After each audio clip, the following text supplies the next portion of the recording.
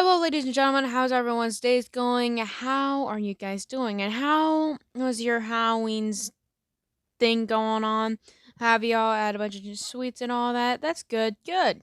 And have any of y'all hand out candy? Cause I did, and you know what happened? Nobody showed up. There's only like two people that just showed up at my house. And by the way, I just bought like two big bags of candy at Walmart. By the way, they were so huge. And then nobody came, so of course I had to eat all that alone. Sorry for my little rant, folks. Anyways, today we're going to talk about another serial killer, so this is going to be interesting. I know Halloween is over with and all of that, but hey, I'm not wasting a video, man. I'm not wasting a good video, okay? Yeah, that's usually how this goes. Anyways, we're going to talk about another serial killer, like usual. Because I'm bored as hell, I'm going to say this, I'm bored. So, yeah, I hope you guys enjoy. Today, we're going to talk about Chestor Turner, aka the Southside Slayer. So, we're going to talk about this dude, so I hope y'all enjoy and eat your candy. Chestor Delane Turner, born November 5th, 1966, an American convicted serial killer on April 30, 2007. He was convicted of the murders of 10 women in Los Angeles and also found guilty of the death of an unborn child of one of his victims. He was convicted of 4 additional murders on June 19th, 2014. Prosecutors have called Turner one of the most prolific serial killers in city's history. Turner was born in Warren, Arkansas. He moved to Los Angeles with his mother when he was 5 years old after his parents separated. He attended public school in Los Angeles and dropped out of high school working in Domino's Pizza as a cook and also a delivery person. As a young man, he lived with his mother until he moved to Utah. After that, he moved around to different homeless shelters and missions. So basically, Chester Turner has had a sad childhood and also bad financial stuff, all that, which that basically does suck. Anyways, we're gonna talk about the victims now. So, Deanna Johnson, 21, found particular nude and strangled in March 1987 in the roadway construction area west and Harbor Freeway. Annette Arnest was also 26, daughter of the Mildred White, who was friends with Jerry Johnson, triplet, with also mother of Turner's fifth victim, Andrea Triplet, was found lying on a shoulder of the road in October 1987, particular nude and strangled. Anita Fisherman Breyer, 31, strangled and left particular nude outside a garage in the alleyway off Figueroa Street in January 1989. Her nephew described her as upbeat, happy. Her sister Susanna was trying to help her throughout her struggle with addiction. Damn, addiction just sucks.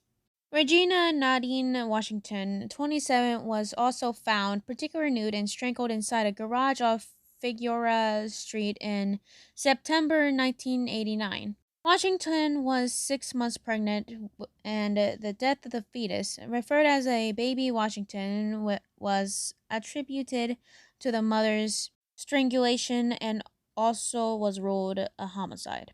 Andrea Triplet, 29, strangled, found particularly nude behind a vacant building on Figueroa Street in April 1993. She was also pregnant, but the time in California law did not consider the fetus viable, so Turner was not charged with its murder. Damn, I feel bad. They were about to be moms. They were about to be mothers. They were about to have a life. They were close to have lives. Everyone has lives, and then got destroyed. Desiree Elmea Jones, 29, was also found strangled in the backyard in May 1993. Her brother Frank described her as smart, outgoing, and funny, and stated that before succumbing to her addiction, she worked at a resting home for elderly. Oopsies. I said some weird thing. I meant to say elderly. Natalia Prince, 31, was found particular nude and strangled next to the Vixent residence in February 1995. So basically, he was killing women and he also doing some other stuff with these women. Well, that is definitely sad. Like the killers, like people have lives and all that. Like they have a life going on and they just got destroyed. For what? Pleasure? Money?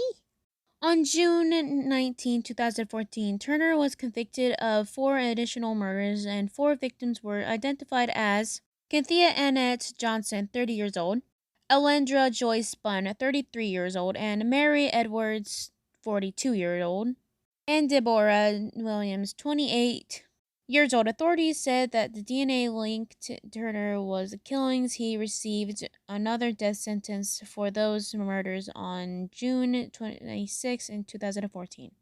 The California Supreme Court heard an automatic appeal to the 2nd September 2020 in the case on November 30, 2020. The California Supreme Court reversed Turner's murder conviction for the unborn baby. However, the death sentence for the 14 victims was upheld. During the investigations of these cases, detectives were also relieved similar solved cases in doing so. The detectives found that David Allen Jones, 28, was been convicted of 3 murders in the same area where Turner was. Also known to be operating, including Tammy Christmas, found strangled in September 1992 at the 97th Street Elementary School. Jones, a mentally disabled part time janitor, who also barely literate, with questioned without an attorney, and admitted during using drugs with the victims in the area where their bodies were also found. Right near elementary school. Okay, I'ma just get a drink of my tea. And drug addiction as well. Oh, excuse me. So, isn't Tammy a drug dealer? Nah, she's I don't know, basically. Oh, I know they did something.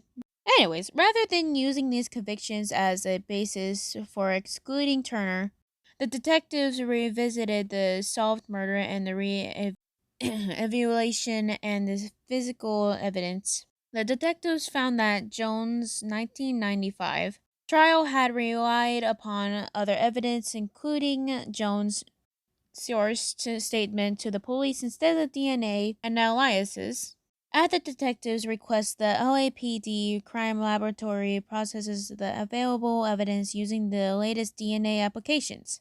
Although DNA analysis could not be used to reinvestigate the Christmas murder, prosecutors and the police were convinced that Jones is innocent in the Christmas murder and that Turner is likely culprit. I mean, the latest technology is now common, so the DNA test, of course, if something like that's gonna happen, your DNA's screwed. If you got DNA on something, you screwed. Basically. Jones had also been convicted of a rape unrelated to the murders during his trial. He served out his sentence for the 2000 rape conviction. The new investigation revealed that the blood type evidence did not match to the blood type found in the crimes for which he spent 11 years in prison.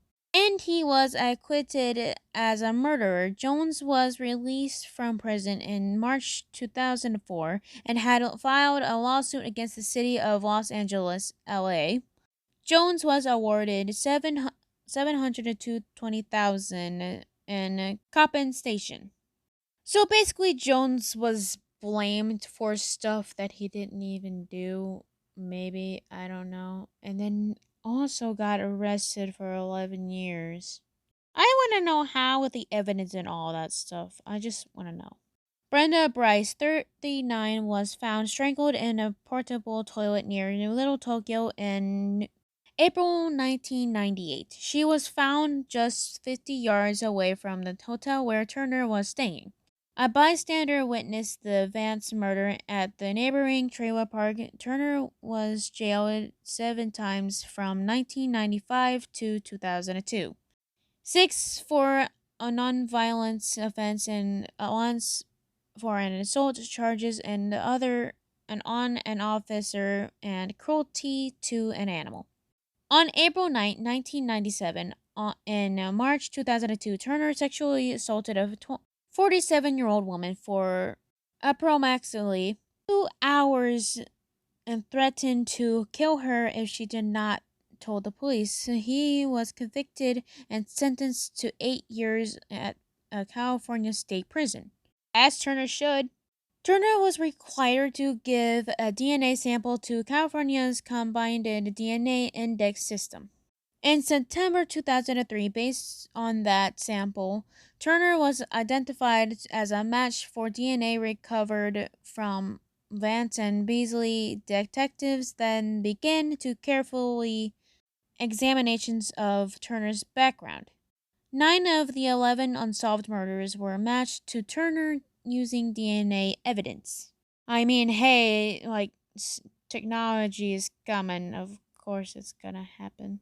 But damn, all the murders. Holy crap.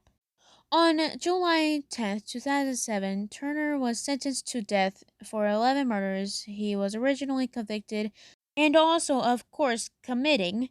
On June 26, 2014, Turner was sentenced to death in a second time for the fourth additional murders. Oops. Damn, like all of that. And then he was like struggling with financial. Couldn't, like, I know money is tight and all, but you don't have to kill and hurt innocent people for that shit. And you don't have to do stuff like to hurt an innocent lady. What did they do to you? Anyways, I'ma go. Peace.